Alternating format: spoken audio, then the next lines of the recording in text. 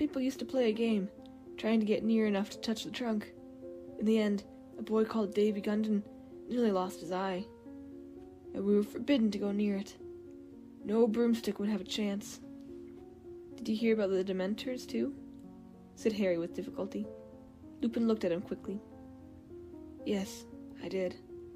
I don't think any of us have seen Professor Dumbledore that angry. They've been growing restless for some time, furious at his refusal to let them inside the grounds. I suppose they were the reason you fell? Yeah, said Harry. He hesitated, and the question he had to ask from him before he could stop himself. Why? Why do they affect me like that? Am I just... It has nothing to do with weakness, said Professor Lupin sharply, as though he had read Harry's mind. The Dementors affect you worse than others, because there are horrors in your past that the others don't have. A ray of wintry sunlight fell across the classroom, illuminating Lupin's grey hairs and the lines on his young face. Dementors are among the foulest creatures that walk this earth. They infest the darkest, filthiest places. They glory in decay and despair. They drain peace, hope, and happiness out of the air around them. Even Muggles feel their presence, though they can't see them. Get too near a Dementor, and every good feeling, every happy memory will be sucked out of you. If it can, the Dementor will feed on you long enough to reduce you to something like itself, soulless and evil. You'll be left with nothing but the worst experiences of your life, and the worst that has happened to you, Harry, is enough to make anyone fall off their broom. You have nothing to feel ashamed of. When they get near me, Harry stared at Lupin's desk, his throat tight. I can hear Voldemort murdering my mom. Lupin made a sudden motion with his arm, as though he had made to grip Harry's shoulder, but thought better of it. There was a moment's silence. Then, why did they have to come to the match? Said Harry bitterly. Said Lupin coolly, shutting his briefcase with a snap. Dumbledore won't let them into the school, so their supply of human prey is dried up.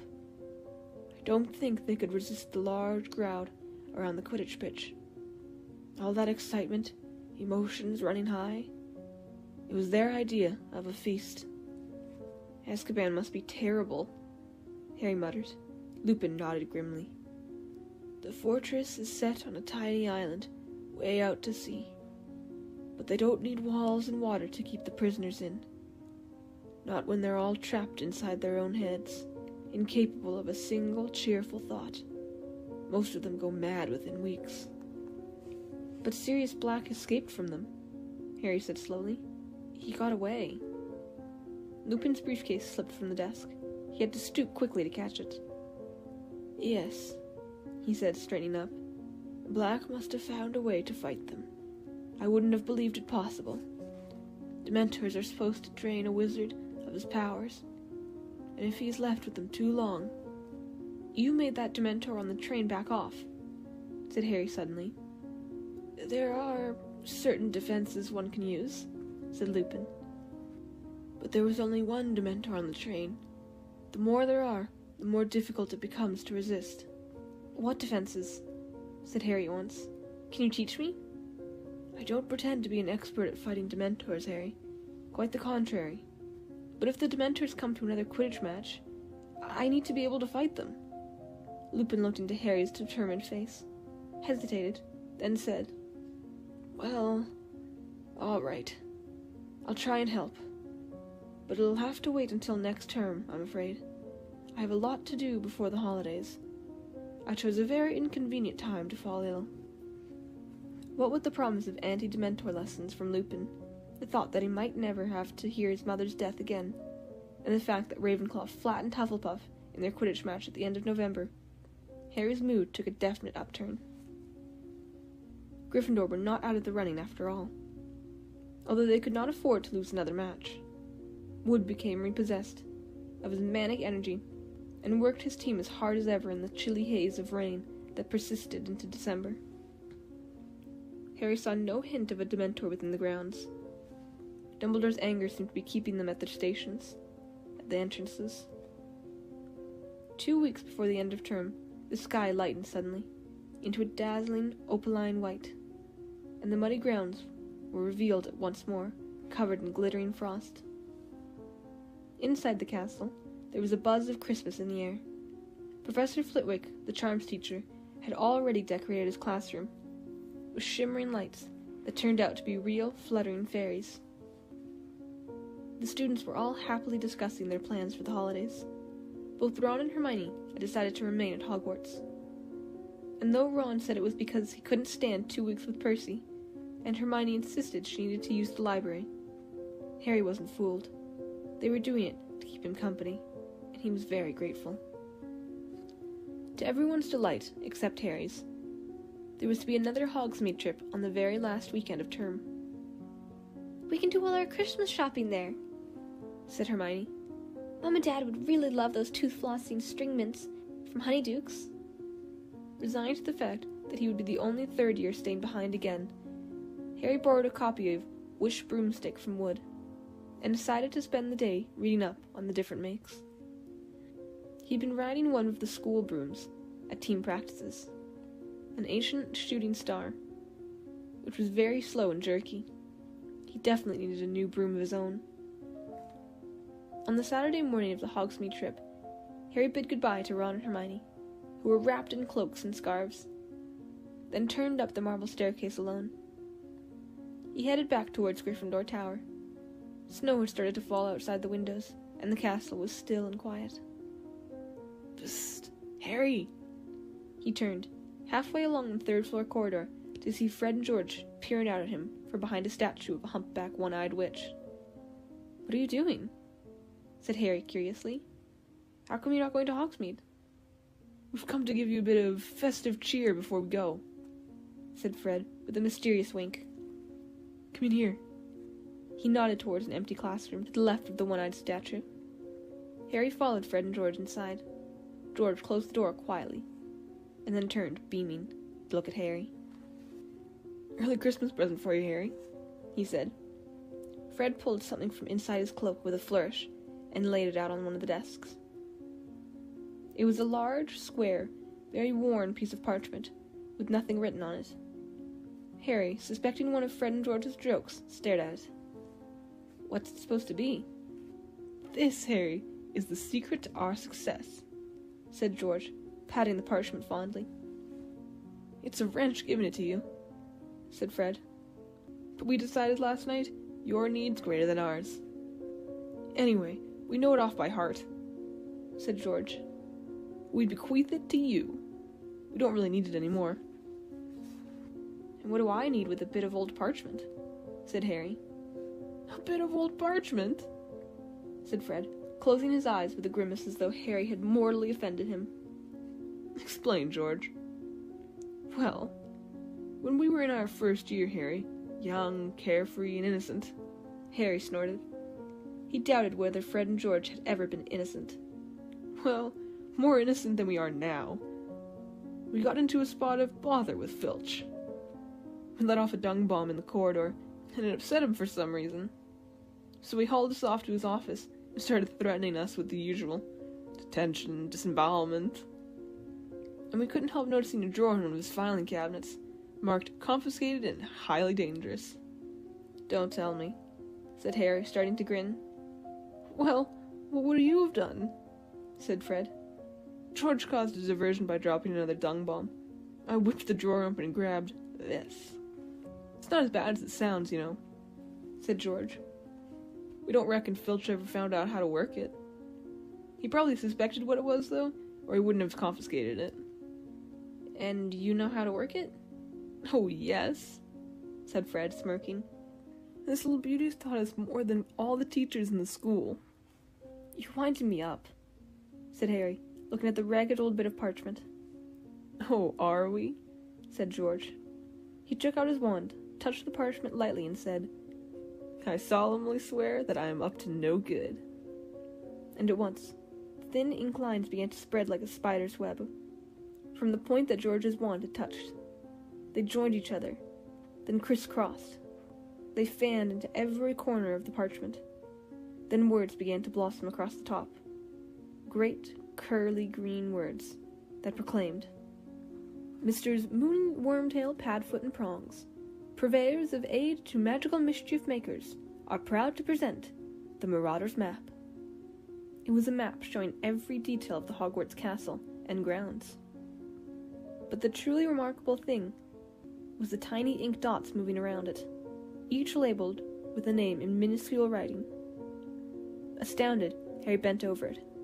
A labeled dot in the top left corner showed that Professor Dumbledore was pacing his study. The caretaker's cat, Mrs. Norris, was prowling the second floor, and Peeves the Poltergeist was currently bouncing around the trophy room. And as Harry's eyes traveled up and down the familiar corridors, he noticed something else. This map showed a set of passages he had never entered, and many of them seemed to lead right into Hogsmeade, said Fred, tracing one of them with his finger. There's 7 in all. Now, Filch knows about these 4. He pointed them out. But we're sure we're the only ones who know about these. Don't bother with the one behind the mirror on the 4th floor. We used it until last winter, but it's caved in, completely blocked. And we don't reckon anyone's ever used this one, because the Whomping Willow is planted right over the entrance. But this one here, this one leads right into the cellar of Honeydukes. We've used it loads of times. And as you might have noticed, the entrance is right outside this room, through that one-eyed old crone's hump. Moony, Wormtail, Padfoot, and Prongs, sighed George, patting the headings of the map. We owe them so much. Noble men, working tirelessly to help a new generation of lawbreakers, said Fred solemnly. Right, said George briskly. Don't forget to wipe it after you've used it. Or anyone can read it, Fred said warningly. Just tap it again and say, Mischief Managed, and it'll go blank. So, young Harry, said Fred, with an uncanny impersonation of Percy. Mind you behave yourself. See you in Honeydukes, said George, winking. They left the room, both smirking in a satisfied sort of way. Harry stood there, gazing at the miraculous map. He watched the tiny ink Mrs. Norris turn left and paused to sniff at something on the floor. If Filch really didn't know, he wouldn't have to pass the Dementors at all. But even as he stood there, flooded with excitement, something Harry had once heard Mr. Weasley say came floating out of his memory. Never trust anything that can think for itself if you can't see where it keeps its brain. This map was one of those dangerous magical objects Mr. Weasley had been warning against. Aids for magical mischief makers. But then, Harry reasoned, he only wanted to use it to get into Hogsmeade. It wasn't as though he wanted to steal anything or attack anyone. And Fred and George had been using it for years without anything horrible happening. Harry traced the secret passage to Honeydukes with his finger. Then, quite suddenly, as though following orders, he rolled up the map, stuffed it inside his robes, and hurried to the door of the classroom. He opened it a couple of inches. There was no one outside. Very carefully, he edged out of the room and slipped behind the statue of the One-Eyed Witch. What did he have to do? He pulled out the map again and saw, to his astonishment, that a new ink figure had appeared upon it, labeled Harry Potter. This figure was standing exactly where the real Harry was standing, about halfway down the 3rd floor corridor. Harry watched carefully. His little ink self appeared to be tapping the witch with his miniature wand. Harry quickly took out his real wand and tapped the statue. Nothing happened. He looked back at the map. The tiniest speech bubble had appeared next to the figure. The word inside said, Descendium. Descendium! Harry whispered, tapping the stone witch again. At once, the statue's hump opened wide enough to admit a fairly thin person. Harry glanced quickly up and down the corridor, then tucked the map away again, hoisted himself into the hole, head first, and pushed himself forwards. He slid a considerable way down, what felt like a stone slide, then landed on cold, damp earth. He stood up, looking around. It was pitch dark. He held up his wand, muttered, Lumos, and saw that he was in a very narrow, low, earthy passageway. He raised the map, tapped it with the tip of his wand, and muttered, Mischief Managed. The map went blank at once. He folded it carefully, tucked it inside his robes, then, heart beating fast, both excited and apprehensive, he set off. The passage twisted and turned, more like a burrow of a giant rabbit than anything else. Harry hurried along it, stumbling now and then on the uneven floor, holding his wand out in front of him. It took ages, but Harry had the thought of Honeydukes to sustain him. After what felt like an hour, the passage began to rise. Panting, Harry sped up, his face hot, his feet very cold. 10 minutes later, he came to the foot of some worn stone steps, which rose out of sight above him. Careful not to make any noise, Harry began to climb. 100 steps, 200 steps, he lost count as he climbed, watching his feet. Then, without warning, his head hit something hard. It seemed to be a trapdoor. Harry stood there, massaging the top of his head, listening. He couldn't hear any sounds above him. Very slowly, he pushed the trapdoor open and peered over the edge. He was in a cellar which was full of wooden crates and boxes. Harry climbed out of the trapdoor and replaced it. It blended so perfectly with the dusty floor that it was impossible to tell it was there.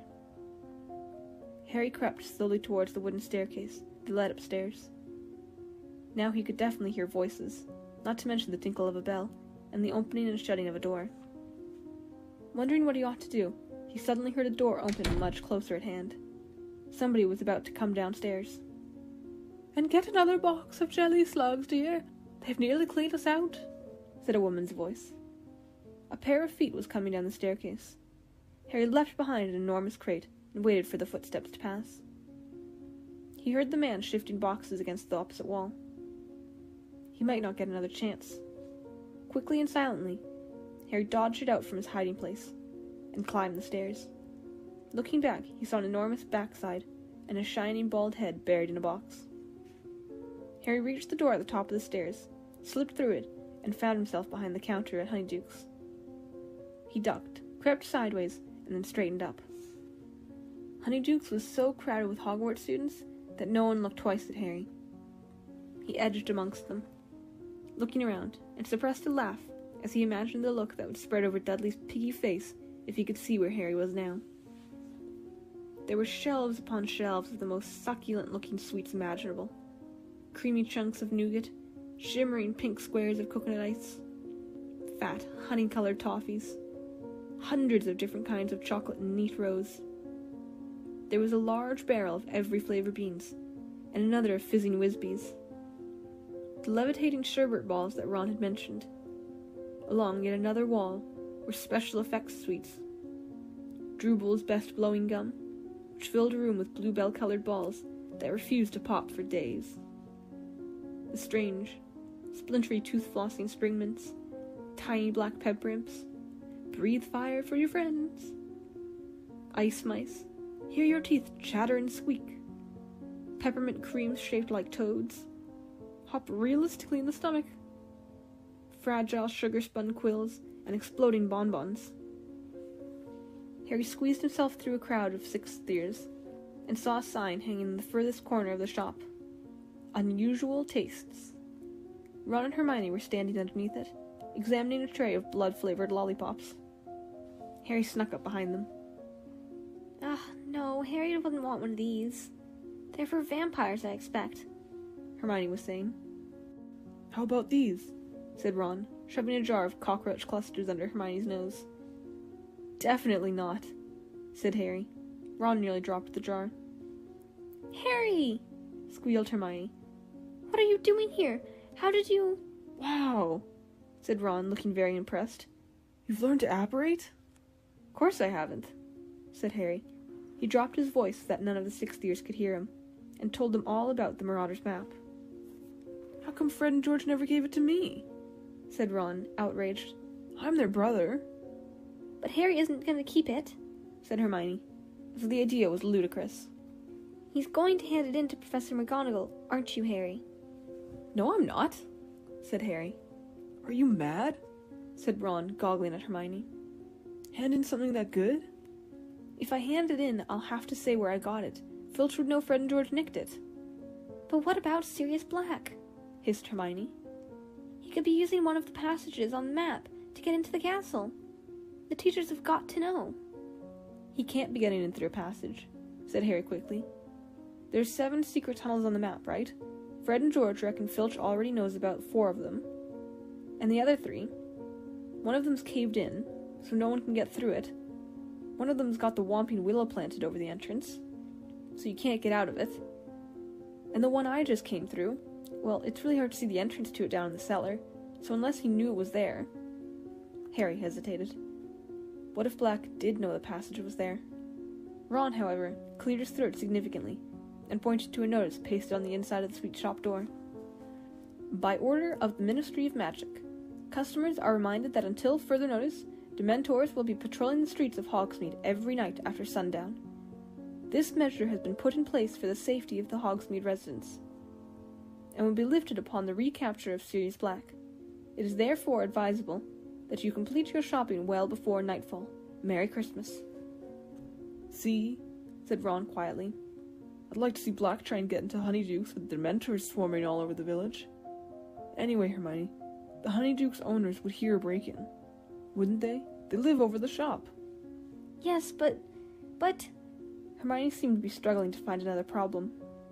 Look, Harry still shouldn't be coming into Hogsmeade. He hasn't got a signed form.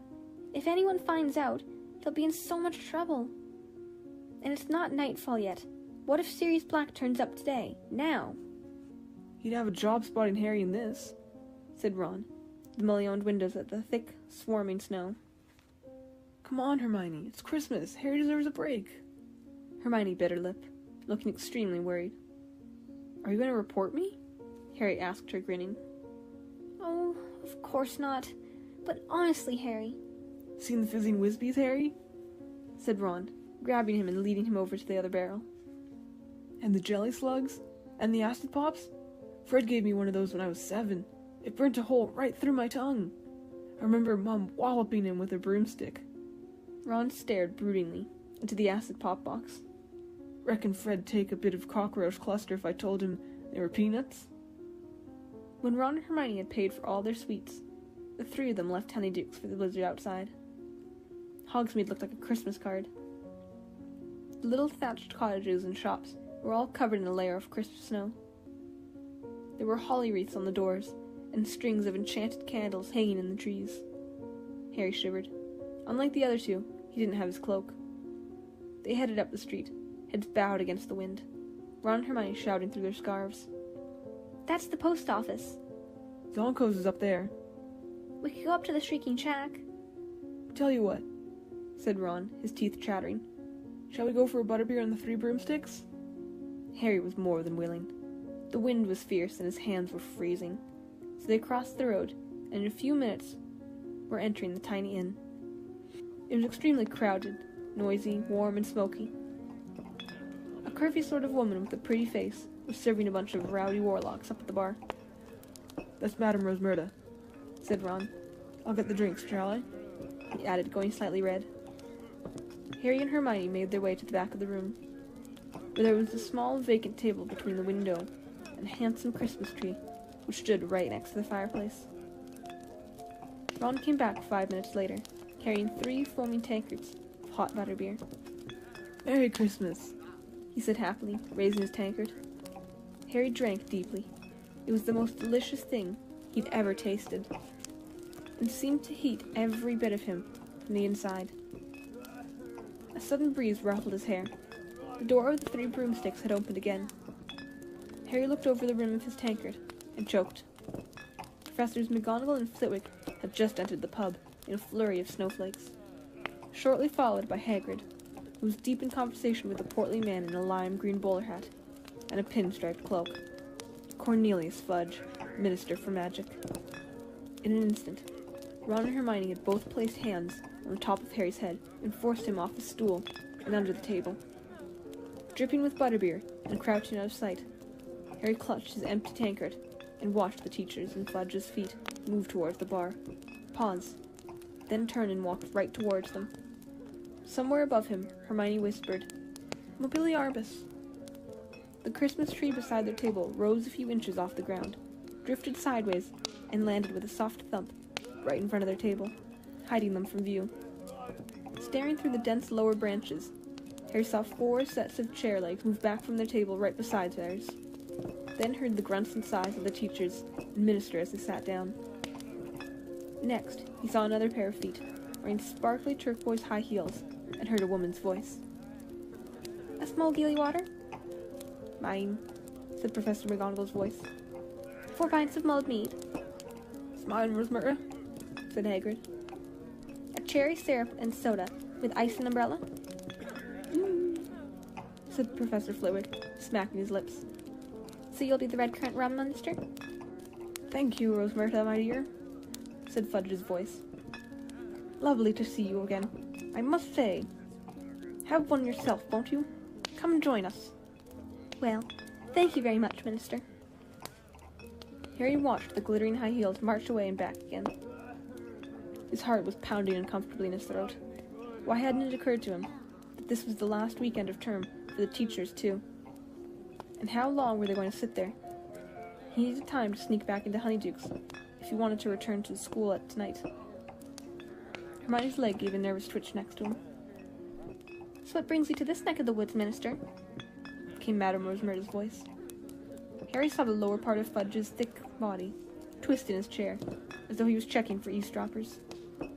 Then he said in a quiet voice, "What else, my dear, but Sirius Black? I dare say you heard what happened up at the school on Halloween."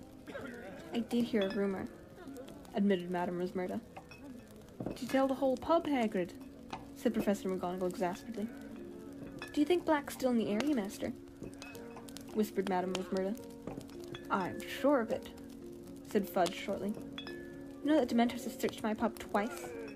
said Madame Rosmerta, a slight edge to her voice. "Scared all my customers away. It's very bad for business, Minister." "Rosmerta, my dear, I don't like them any more than you do," said Fudge uncomfortably. "Necessary precaution. Unfortunate, but there you are. I've just met some of them. They're in a fury against Dumbledore. He won't let them inside the castle grounds." "I should think not," said Professor McGonagall sharply. "How do we suppose to teach with those horrors floating around?"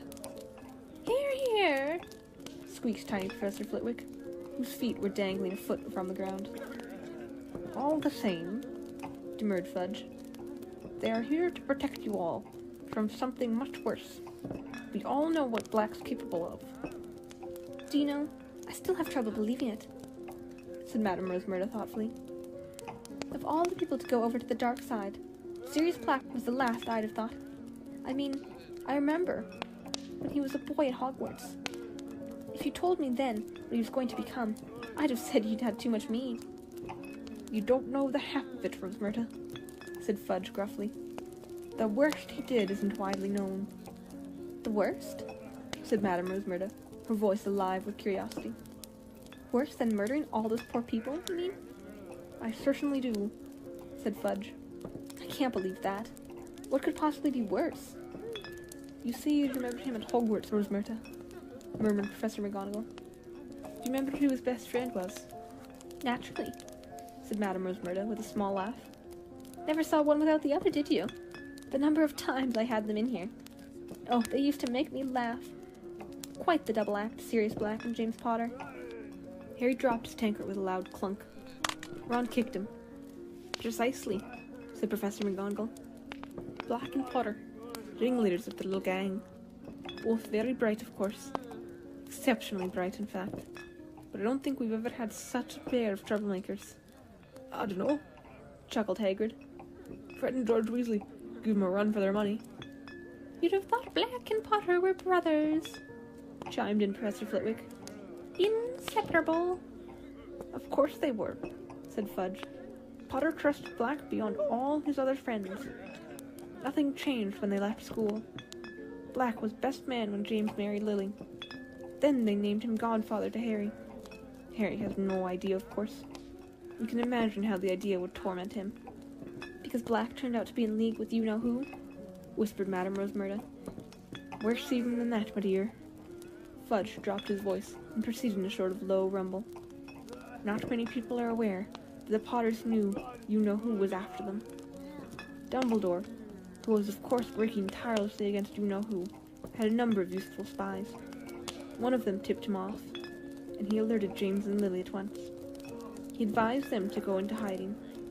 Well, of course, you-know-who wasn't an easy person to hide from.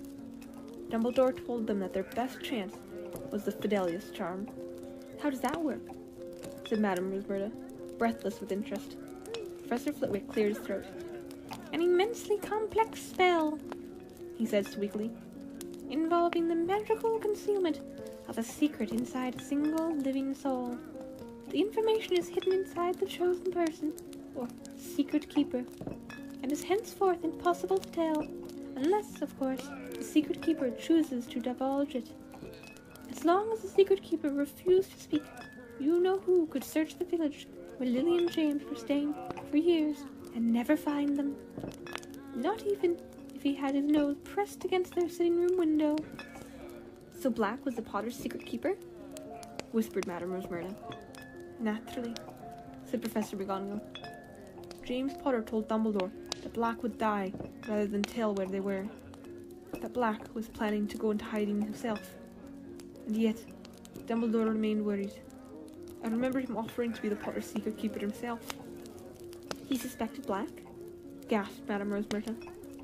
He was sure that somebody close to the Potters had been keeping you-know-who informed of their movements, said Professor McGonagall darkly. Indeed, he had suspected for some time that someone on our side had turned traitor and was passing a lot of information to you-know-who. But James Potter insisted on using Black. He did, said Fudge heavily. And then, barely a week after the Fidelius charm had been performed, Black betrayed them? Breathed Madame Rosmerta. He did indeed. Black was tired of his double agent role. He was ready to declare his support openly for you-know-who, but he seems to have planned this for the moment of the Potter's death. Because, as we all know, you-know-who met his downfall in little Harry Potter. Powers gone, horribly weakened, he fled. And this left Black in a very nasty position indeed. His master had fallen at the very moment when he, Black, had shown his true colors as a traitor. He had no choice but to run for it. Filthy stinking turncoat, Hagrid said, so loudly that half the bar went quiet. Shh, said Professor McGonagall. I met him, growled Hagrid. Must have been the last to see him before he killed all them people. It was me what rescued Harry from Lily and James's house after they was killed. Just got him out of the ruins, poor little thing, with a great slash across his forehead, and his parents dead. And Sirius Black turns up on that flying motorbike he used to ride. Never occurred to me what he was doing there. I didn't know he'd been Lily and James's secret keeper. Thought he'd just heard the news of you-know-who's attack, and come to see what he could do. White and shaken he was. And you know what I did? I comforted the murdering traitor, Hagrid roared. Hagrid, please, said Professor McGonagall. Keep your voice down. How was I? No, he wasn't upset about Lily and James. It was you-know-who he cared about. And then he says, give Harry to me, Hagrid. I'm his godfather. I'll look after him. But I'd had me orders from Dumbledore, and I told Black no. Dumbledore said Harry was to go to his aunt and uncle's. Black argued, but in the end he gave in. Told me to take his motorbike to get Harry there. I wouldn't need it anymore, he says. I should have known there was something fishy going on then. He loved that motorbike. What was he giving it to me for? Why wouldn't he be needing it anymore? Fact was, it was too easy to trace. Dumbledore knew he'd been the Potter's secret keeper. Black knew he was going to have to run for it that night. Knew it was a matter of hours before the Ministry was after him. What if I'd given Harry to him, eh? I bet he'd have pitched him off the bike, halfway out to sea. His best friend's son. But when a wizard goes over to the dark side, there's nothing and no one that matters to him anymore. A long silence followed Hagrid's story. Then Madame Rosmerta said, with some satisfaction, But he didn't manage to disappear, did he? The Ministry of Magic caught up to him the next day. Alas, if only we had, said Fudge bitterly. It was not we who found him. It was little Peter Pettigrew, another of the Potter's friends. Maddened by grief, no doubt, and knowing that Black had been the Potter's secret keeper, he went after Black himself. Pettigrew? That fat little boy who was always tagging around after them at Hogwarts? Said Madame Rosmerta. Hero worshipped Black and Potter, said Professor McGonagall. Never quite in their league, talent-wise. I was often rather sharp with him. You can imagine how I would get that now. She sounded as though she had a sudden head cold. There now, Minerva, said Fudge kindly. Pettigrew died a hero's death. Eyewitnesses, muggles of course, we wiped their memories later, told us how Pettigrew cornered Black. They say he was sobbing. Lily and James, Sirius, how could you? And then he went for his wand. Well, of course, Black was quicker. Blew Pettigrew to smithereens. Professor McGonagall blew her nose and said thickly, Stupid boy. Foolish boy. He was always hopeless at dueling. Should have left it to the ministry. I tell you, if I'd have got to Black before little Pettigrew did, I wouldn't have messed around with wands. I'd have ripped him limb from limb, Hagrid growled. You don't know what you're talking about, Hagrid, said Fudge sharply. Nobody but trained hit wizards from the magical law enforcement squad would have stood a chance against Black once he was cornered. I was junior minister in the Department of Magical Catastrophes at the time, and I was one of the first on the scene after Black murdered all those people. I will never forget it. I still dream about it sometimes. A crater in the middle of the street, so deep it had cracked the sewer below. Bodies everywhere, muggles screaming, and Black standing there laughing, with what was left of Pettigrew in front of him. A heap of blood-stained robes, and a few fragments. Fudge's voice stopped abruptly. There was a sound of 5 noses being blown.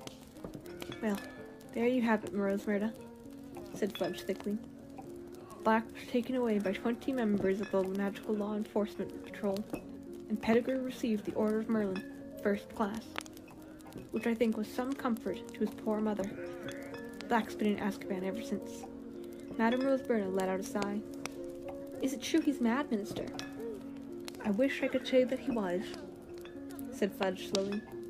I certainly believe his master's defeat unhinged him for a while. The murder of Pettigrew and all those muggles was the action of a cornered and desperate man. Cruel.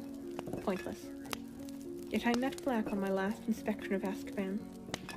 You know, most of the prisoners in there sit muttering to themselves in the dark. There's no sense in them. But I was shocked at how normal Black seemed. He spoke quite rationally to me.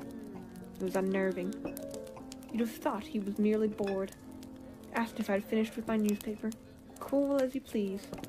Said he missed doing the crosswords. Yes, I was astonished at how little effect the Dementors seemed to be having on him. And he was one of the most heavily guarded in the place, you know. Dementors outside his door day and night. But what do you think he's broken out to do? Said Madame Rosmerta. Good gracious, Minister. He isn't trying to rejoin you-know-who, is he? I dare say that is his, eventual plan, said Fudge evasively. But we hope to catch Black long before that, I must say. You-know-who alone and friendless is one thing, but give him back his most devoted servant, and I shudder to think how quickly he'll rise again. There was a small clink of glass on wood. Someone had set down their glass. You know, Cornelius, if you're dining with the headmaster, we better head back up to the castle, said Professor McGonagall. One by one, the pairs of feet in front of Harry took the weight of their owners once more. Hems of cloaks swung into sight, and Madame Rosmerta's glittering heels disappeared behind the bar. The door with the 3 broomsticks opened again. There was another flurry of snow, and the teachers disappeared. Harry? Ron and Hermione's faces appeared under the table. They were both staring at him, lost for words.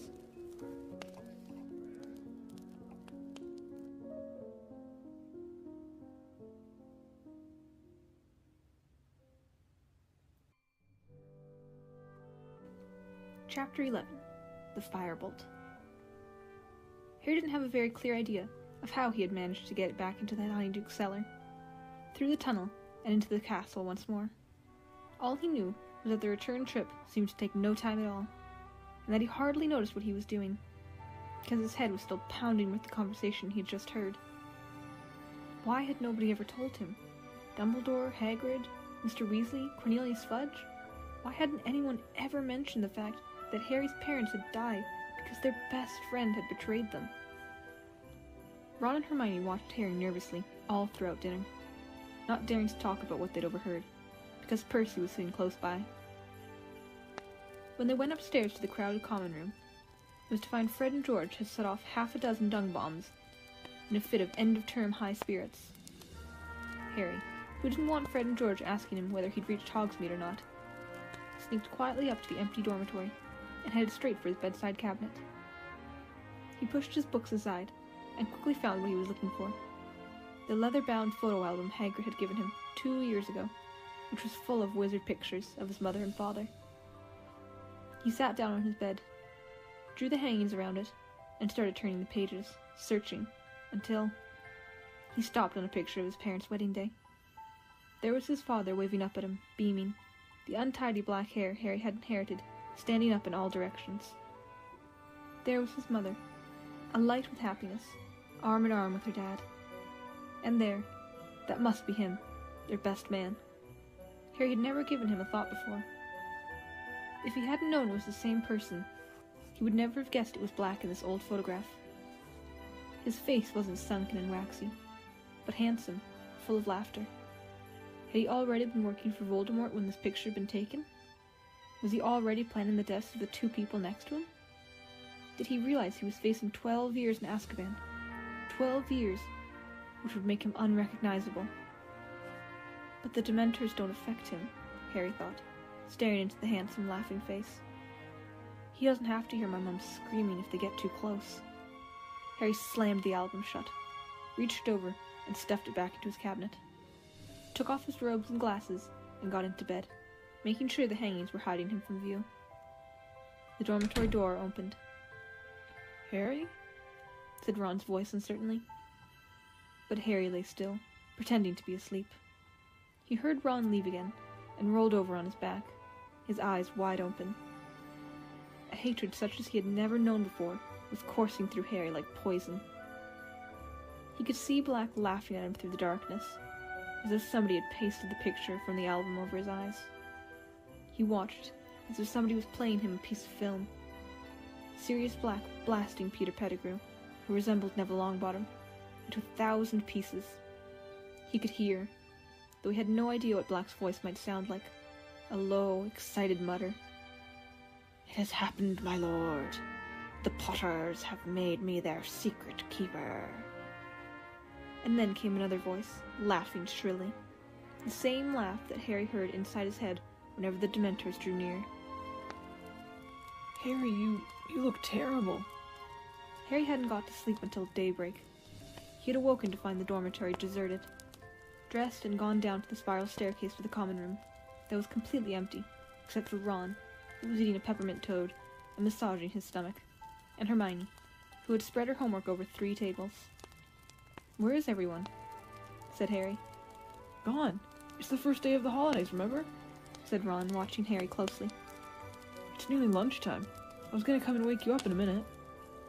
Harry slumped into a chair next to the fire.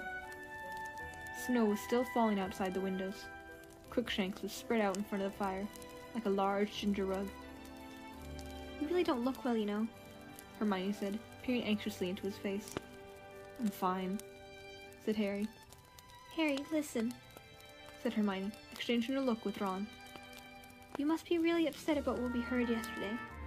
But the thing is, you mustn't go doing anything stupid." "Like what?" said Harry. "Like trying to go after Black," said Ron sharply. Harry could tell they had rehearsed this conversation while he had been asleep. He didn't say anything. "You won't, will you, Harry?" said Hermione. "Because Black's not worth dying for," said Ron. Harry looked at them. They didn't seem to understand at all. "Do you know what I see and hear every time a Dementor gets too near me?" Ron and Hermione shook their heads, looking apprehensive. "I can hear my mom screaming and pleading with Voldemort. And if you'd heard your mom screaming like that, just about to be killed, you wouldn't forget it in a hurry. And if you found out someone who's supposed to be a friend of hers betrayed her and sent Voldemort after her, There's nothing you can do, said Hermione, looking stricken. The Dementors will catch Black and he'll go back to Azkaban and serve him right. You heard what Fudge said. Black isn't affected by Azkaban like normal people are. It's not a punishment for him like it is for the others.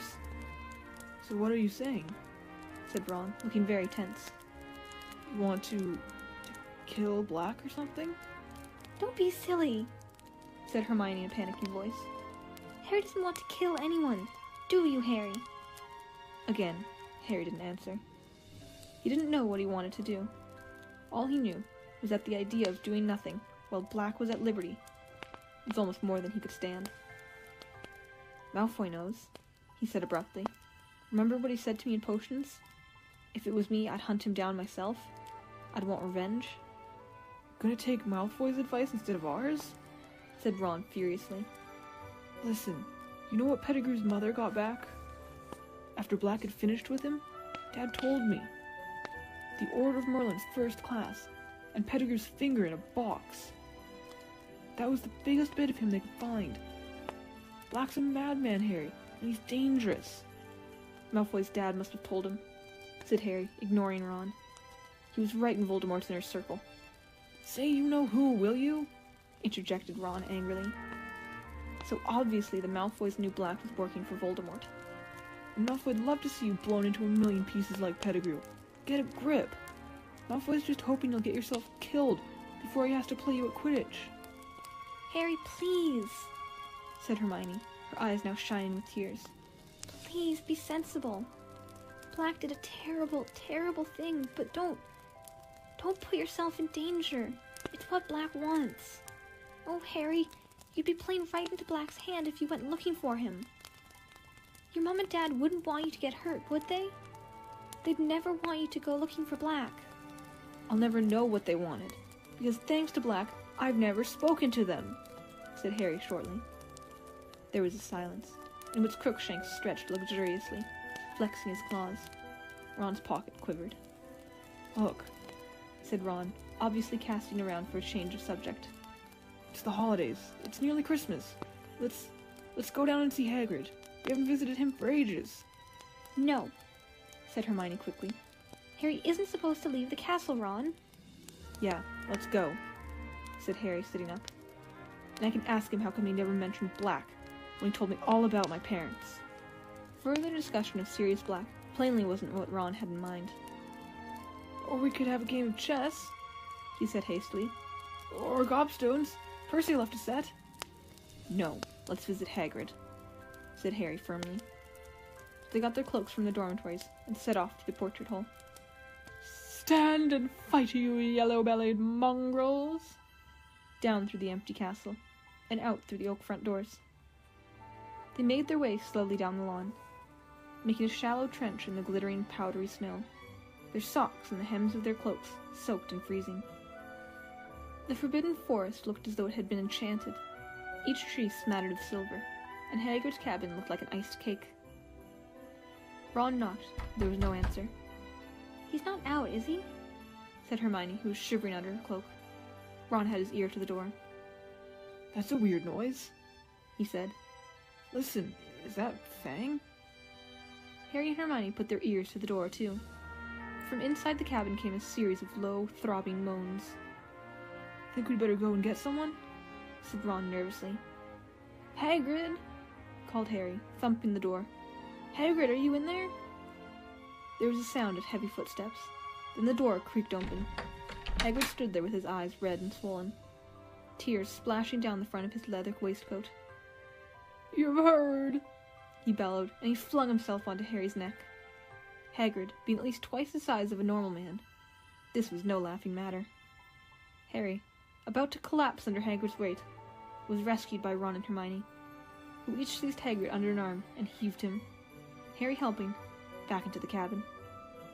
Hagrid allowed himself to be steered into a chair, and slumped over the table, sobbing uncontrollably.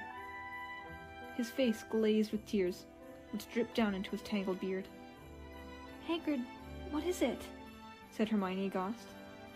Harry spotted an official-looking letter lying open on the table. What's this, Hagrid? Hagrid's sobs redoubled.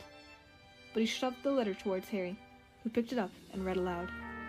Dear Mr. Hagrid, further to our inquiry into the attack by a hippogriff on a student in your class, we've accepted assurances of Professor Dumbledore that you bear no responsibility for the regrettable incident. Well, that's okay then, Hagrid, said Ron, clapping Hagrid on the shoulder. But Hagrid continued to sob, and waved one of his gigantic hands, inviting Harry to read on. However, we must register our concern about the hippogriff in question.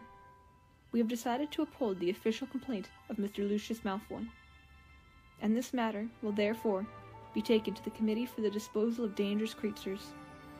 The hearing will take place on April 20th, and we ask you to present yourself and your hippogriff at the committee's offices in London on that date. In the meantime, the hippogriff should be kept tethered and isolated. Yours in fellowship. There follows a list of the school governors. Oh, said Ron. But you said Buckbeak isn't a bad hippogriff, Hagrid. I bet he'll get off. You don't know them gargoyles at the Committee for the Disposal of Dangerous Creatures, choked Hagrid, wiping his eyes on his sleeve. They've got in for instant creatures. A sudden sound from the corner of Hagrid's cabin made Harry, Ron, and Hermione whip around. Buckbeak the hippogriff was lying in the corner, chomping on something that was oozing blood all over the place. I couldn't leave him tied out there in the snow, choked Hagrid. All on his own, at Christmas. Harry, Ron, and Hermione looked at each other. They had never seen eye to eye with Hagrid about what he called interesting creatures, and other people called terrifying monsters. On the other hand, there didn't seem to be any particular harm in Buckbeak. In fact, by Hagrid's usual standards, he was positively cute. You'll have to put up a good strong defense, Hagrid, said Hermione, sitting down and laying a hand on Hagrid's massive forearm. I'm sure you can prove Buckbeak is safe. Won't make no difference, sobbed Hagrid. Them disposal devils, they're all in Lucius Malfoy's pocket. Scared of him. And if I lose the case, Buckbeak... Hagrid drew his finger swiftly across his throat, then gave a great wail and lurched forwards, his face in his arms. What about Dumbledore, Hagrid? Said Harry. He's done more than enough for me already, groaned Hagrid. Got enough on his plate, what with keeping them Dementors out of the castle, and Sirius Black lurking around. Ron and Hermione looked quickly at Harry, as though expecting him to start berating Hagrid for not telling him the truth about Black. But Harry couldn't bring himself to do it. Not now he saw Hagrid so miserable and scared. Listen, Hagrid, he said. You can't give up. Hermione's right. You just need a good defense. You can call us as witnesses. I'm sure I've read about a case of hippogriff baiting, said Hermione thoughtfully, where the hippogriff got off. I'll look it up for you, Hagrid, and see exactly what happened. Hagrid howled still more loudly. Harry and Hermione looked at Ron to help them. Shall I make a cup of tea? Said Ron. Harry stared at him. It's what my mom does whenever someone's upset, Ron muttered, shrugging. At last, after many more assurances of help, with a steaming mug of tea in front of him, Hagrid blew his nose on a handkerchief, the size of a tablecloth, and said, You're right. I can't afford to go to pieces. Gotta pull myself together. Fang the boarhound came timidly out from under the table, and laid his head on Hagrid's knee. I've not been myself lately, said Hagrid, stroking Fang with one hand, and mopping his face with the other. Worried about Buckbeak, and no one liking me classes. We do like them, lied Hermione at once. Yeah, they're great, said Ron, crossing his fingers under the table. How are the flobberworms? Dead, said Hagrid gloomily. Too much less. Oh no, said Ron, his lip twitching. And them Dementors make me feel really terrible and all, said Hagrid with a sudden shudder. Gotta walk past them every time I want a drink in the Three Broomsticks. It's like being back in Azkaban. He fell silent, gulping his tea. Harry, Ron, and Hermione watched him breathlessly.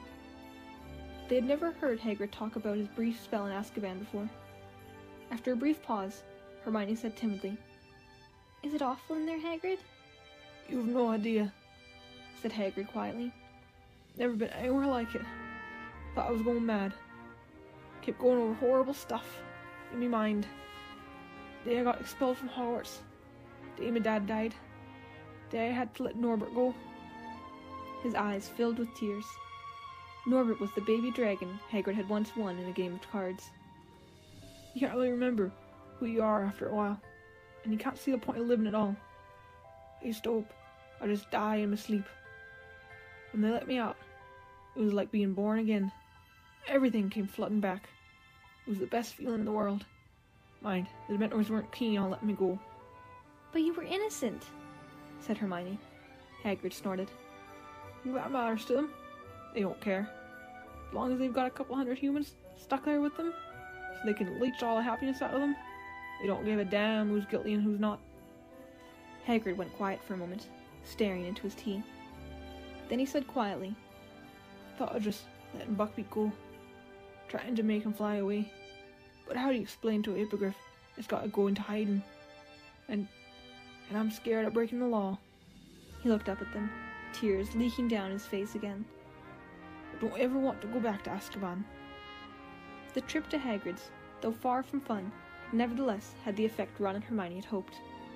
Though Harry had by no means forgotten about Black, he couldn't brood constantly on revenge if he wanted to help Hagrid win his case against the Committee for the Disposal of Dangerous Creatures. He, Ron, and Hermione went to the library next day, and returned to the empty common room laden with books, which might help prepare a defense for Buckbeak. The three of them sat in front of the roaring fire, slowly turning the pages of dusty volumes about famous cases of marauding beasts, speaking occasionally when they ran across something relevant. Here's something. There was a case in 1722, but the hippogriff was convicted. Look what they did to it. That's disgusting. This might help. Look. A manticore savaged someone in 1296, and they let the manticore off. Oh, no, that was only because everyone was too scared to go near it.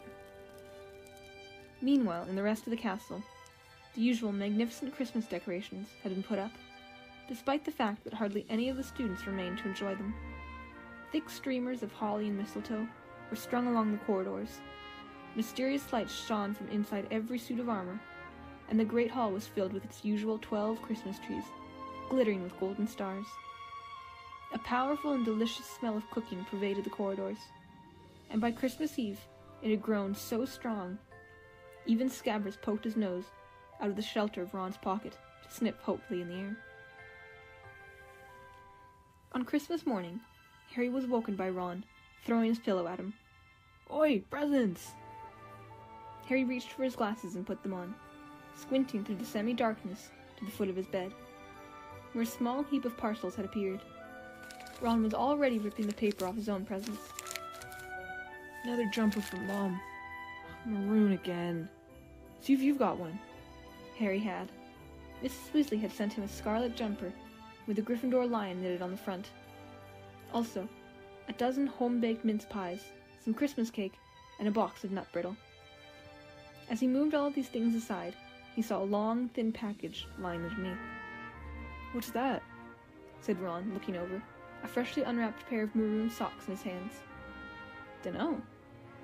Harry ripped the parcel open and gasped as a magnificent, gleaming broomstick rolled out onto his bedspread. Ron dropped his socks and jumped off his bed for a closer look. I don't believe it, he said hoarsely. It was a firebolt, identical to the dream broom Harry had gone to see every day in Diagon Alley. Its handle glittered as he picked it up. He could feel it vibrating and let go. It hung in midair, unsupported, at exactly the right height for him to mount it. His eyes moved from the golden registration number at the top of the handle down to the perfectly smooth, streamlined birch twigs that made up the tail. Who sent it to you? Said Ron in a hushed voice. Look and see if there's a card, said Harry. Ron ripped apart the firebolt's wrappings. Nothing. Blimey, who'd spend that much on you? Well, said Harry, feeling stunned. I'm betting it wasn't the Dursleys. I bet it was Dumbledore, said Ron, now walking round and round the firebolt, taking in every glorious inch. He sent you the invisibility cloak anonymously. That was my dad's, though, said Harry. Dumbledore was just passing it on to me. He wouldn't spend hundreds of galleons on me. He can't go giving students stuff like this. That's why he wouldn't say it was from him, said Ron, in case some git like Malfoy said it was favoritism. Hey, Harry. Ron gave a great whoop of laughter. Malfoy, wait till he sees you on this. He'll be sick as a pig. This is an international standard broom, this is. I can't believe this, Harry muttered, running a hand along the firebolt, while Ron sank onto Harry's bed, laughing his head off at the thought of Malfoy. Who? I know, said Ron, controlling himself. I know who it could have been. Lupin! What? Said Harry, now starting to laugh himself. Lupin? Listen, if he had this much gold, he'd be able to buy himself some new robes. Yeah, but he likes you, said Ron. And he was away when your Nimbus got smashed, and he might have heard about it and decided to visit Diagon Alley and get this for you. What do you mean, he was away? Said Harry. He was ill when I was playing in that match. Well, he wasn't in the hospital wing, said Harry. I was there, cleaning out the bedpans on that detention from Snape, remember? Harry frowned at Ron. I can't see Lupin avoiding something like this. What are you two laughing about? Hermione had just come in, wearing her dressing gown and carrying Crookshanks, who was looking very grumpy, with a string of tinsel tied around his neck. Don't bring him in here, said Ron, hurriedly snatching Scabbers from the depths of his bed and stowing him in his pajama pocket. But Hermione wasn't listening.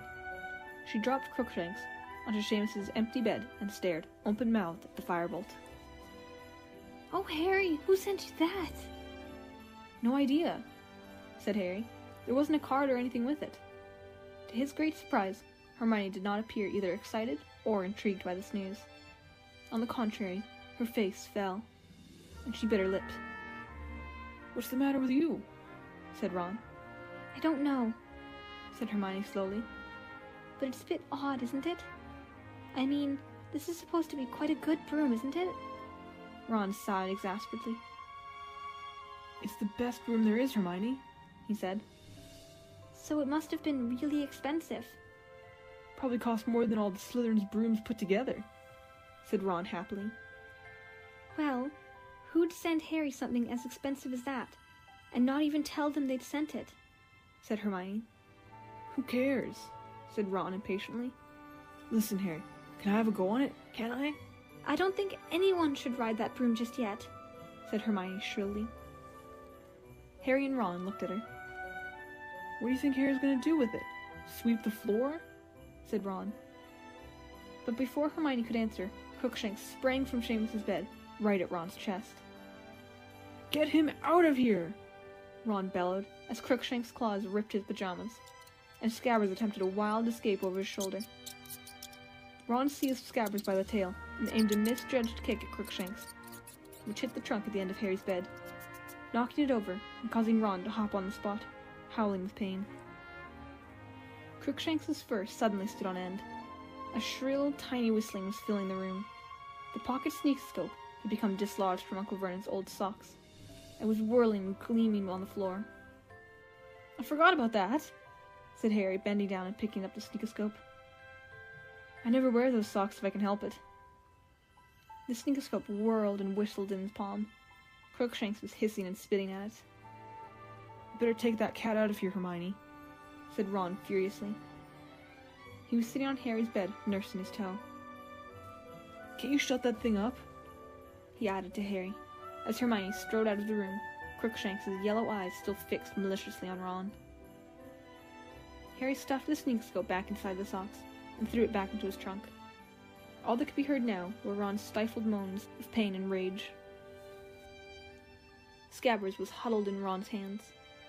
It had been a while since Harry had seen him out of Ron's pocket, and he was unpleasantly surprised to see that Scabbers, once so fat, was now very skinny. Patches of fur seemed to have fallen out, too. He's not looking too good, is he? Said Harry. It's stress, said Ron. He'd be fine if that stupid great furball left him alone. But Harry, remembering what the woman at the magical menagerie had said about rats only living 3 years, couldn't help feeling that unless Scabbers had powers he had never revealed, he was reaching the end of his life. And despite Ron's frequent complaints that Scabbers was both boring and useless, he was sure Ron would be very miserable if Scabbers died. Christmas spirit was definitely thin on the ground in the Gryffindor common room that morning.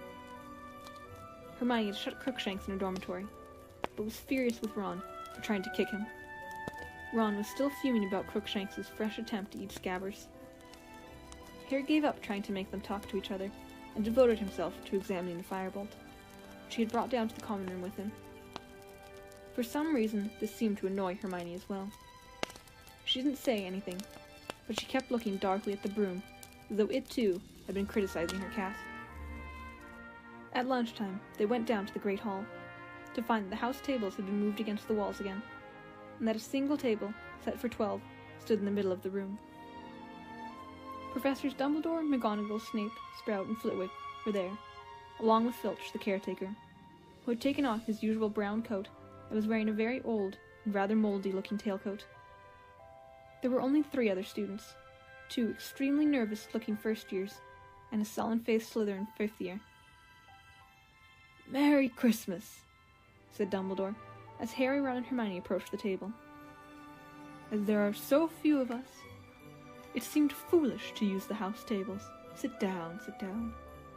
Harry, Ron, and Hermione sat down, side by side at the end of the table. "Crackers!" said Dumbledore enthusiastically, offering the end of a large silver one to Snape, who took it reluctantly and tugged.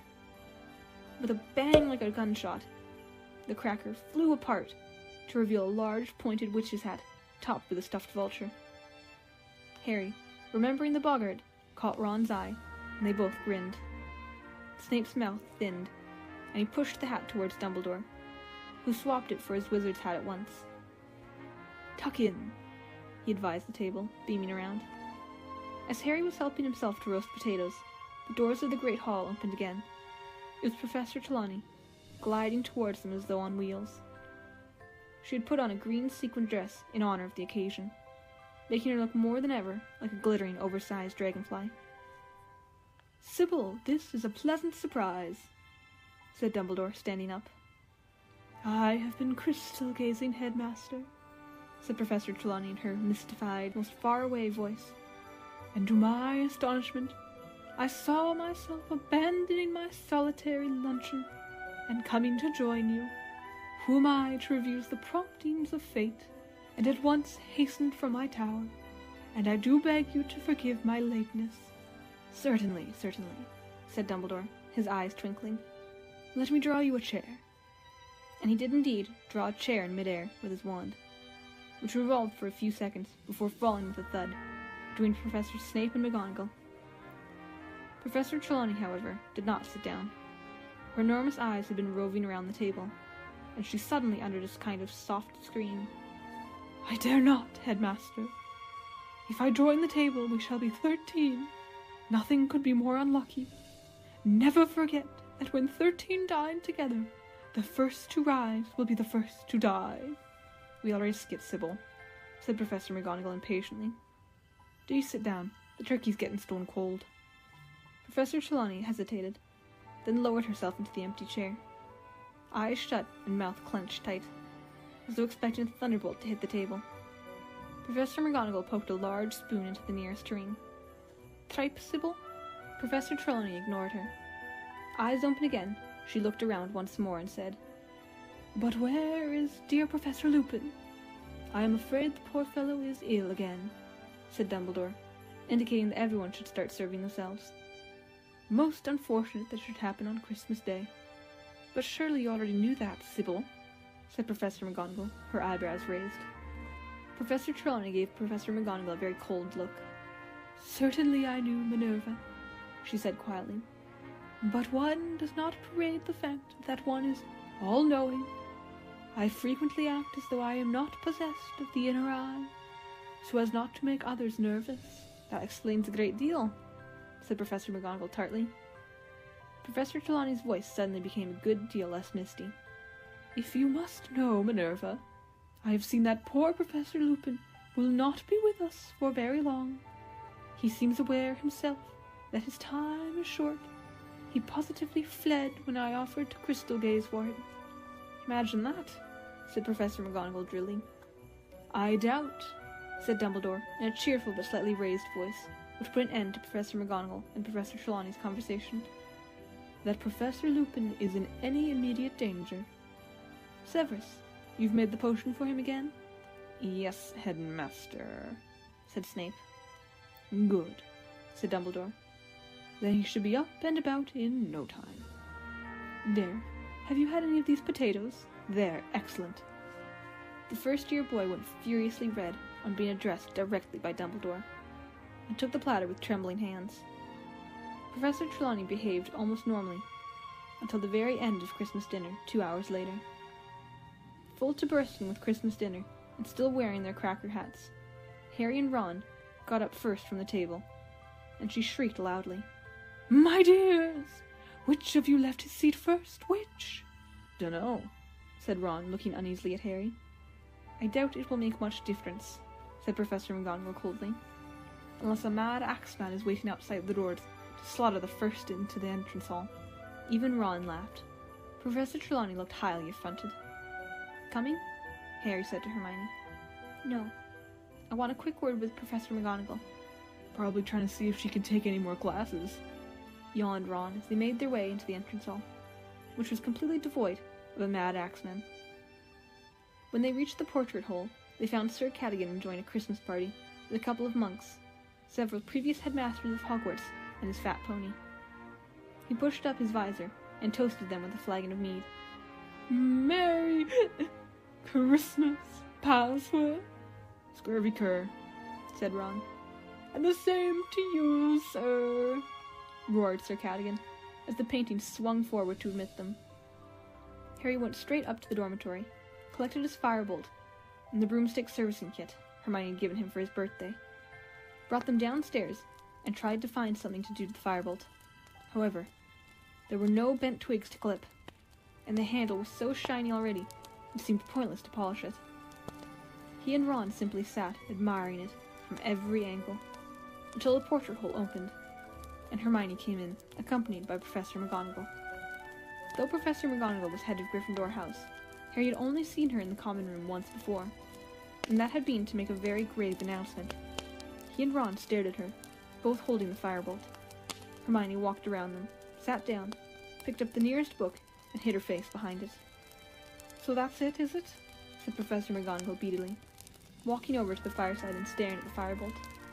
"Miss Granger has just informed me that you have been sent a broomstick putter?" Harry and Ron looked around at Hermione. They could see her forehead reddening over the top of her book, which was upside down. "May I?" said Professor McGonagall, but she didn't wait for an answer before pulling the firebolt out of their hands. She examined it carefully, from handle to twig ends. And there was no shawl putter? No card? No message of any kind?" "No," said Harry blankly. "I see," said Professor McGonagall. "Well,